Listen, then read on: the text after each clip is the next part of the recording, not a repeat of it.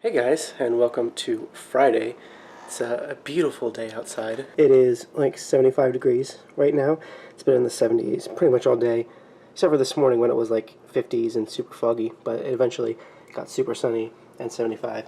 And we're home now from work, and Giselle brought me the leftovers of, well, it was like completely full. It was some leftover they had of this particular juice that is tropical, sweet, and spicy, which I did have the other day as well. I'm going to finish that and do dishes because even though I did a bunch the other day, we've actually made quite a bit of a mess with dishes since then. So, and then when I get that cleared up a little bit, I'm going to be making dinner. We've had last night we finished that vegan meal we made on Wednesday, and so we had a two meals of that vegan meal, and like I said, I would love to keep doing that every week. Throw in a vegan meal every week, and we'll probably make enough. If we do it correctly and don't overeat, we'll have enough for multiple days, which would be great.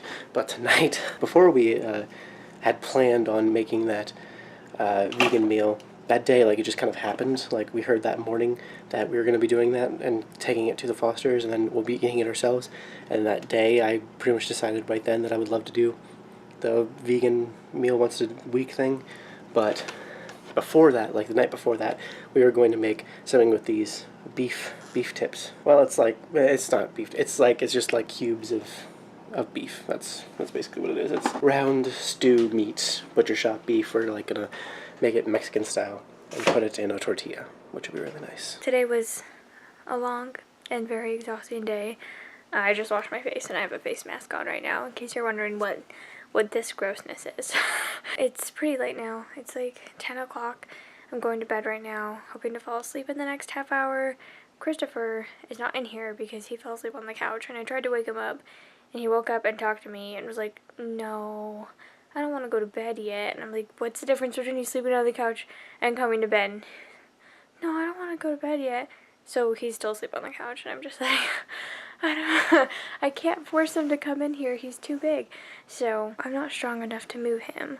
Like, sometimes if I fall asleep on the couch, he'll like come and carry me to bed. I can't do that to him, unfortunately. So he's on the couch tonight. I don't know when he'll wake up and if he'll actually decide to come in here after that. But today I just worked another long day. It was very, very, very, very busy. Like, so busy. We weren't actually able to get like anything done just because we were serving juices the whole time, which is like awesome, but at the same time it was like we had so much stuff that we needed to like do and figure out and talk about and just weren't able to, that it was like pretty frustrating, but it was good at the same time. So I've just been sitting in here in the bedroom pretty much since I got home, watching YouTube videos and listening to my audiobook. I finally finished The Invisible Library. Oh, what is that author's name? Anyway, I finished listening to that, and I can't say I was the hugest fan. I don't know if it was just like the mood that I was in, but I was like, there's nothing that I found very interesting. Like, it all was like interesting concepts, but it didn't keep my attention in the slightest. By Genevieve Cogman. I ended up giving it like 2 stars, maybe 2.5. Like, the story is alright. And the writing's alright. There's nothing inherently bad with it, but I like my 3-star books. And I just didn't enjoy reading this book. I don't know if part of it was due to the narrator. Usually I don't let the narrator affect my opinion of the book, but in this case, Susan Duerden, what are you doing? I really just don't like her as a narrator, and so that might have affected it a little bit because I'm like, ugh, why do you keep saying words that way? Just, no, please stop. So that might have been part of it, but in general, I think a lot of it was just the book that I just didn't care. And it almost felt like they were trying to, like, introduce a romance and possibly, like, a triangle, a love triangle, which I am not a fan of. Spoilers, nothing happens in this book at all. Like, there's not even a kiss in this first book.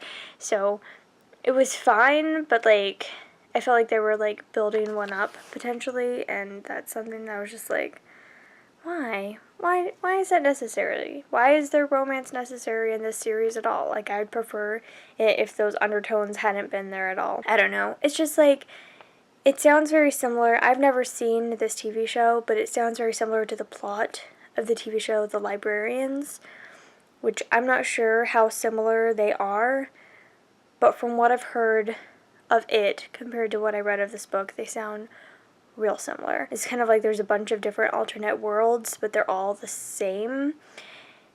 And there's like this place that's out of time and out of space where the librarians live, and time doesn't pass there, and they can like go in, and there's like corrupted worlds and stuff like that. I don't know. I didn't find myself caring at all. So I don't know. It might have just been my personal mood when I was reading it that just made me not care in the slightest. But could I tell you a single character's names, including the main character?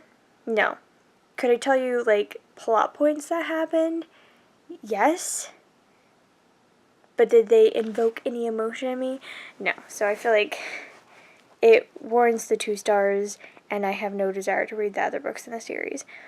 So that's unfortunate. But so now I started listening to, oh gosh, what is the author?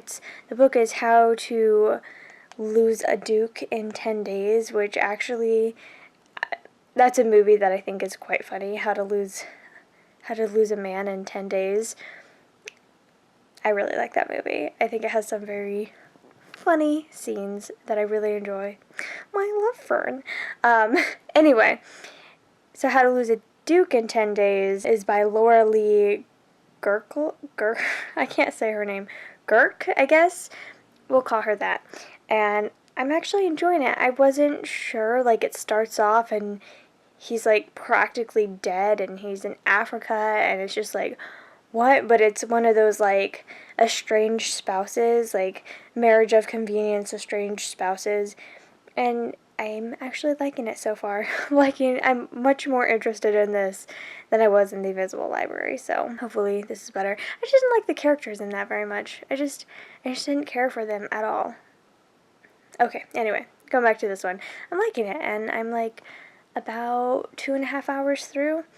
It's enjoyable so far. I will continue on with it tomorrow and Sunday. All I want to do Sunday is read my book and then listen to my audiobook. Like, that's all I want to do. My book that I'm reading right now is The Falconer by Elizabeth May, and I'm like 10 pages in. So we'll see if I want to continue reading it. I think that's going to be it for today. Thank you so much for watching, and we'll see you tomorrow.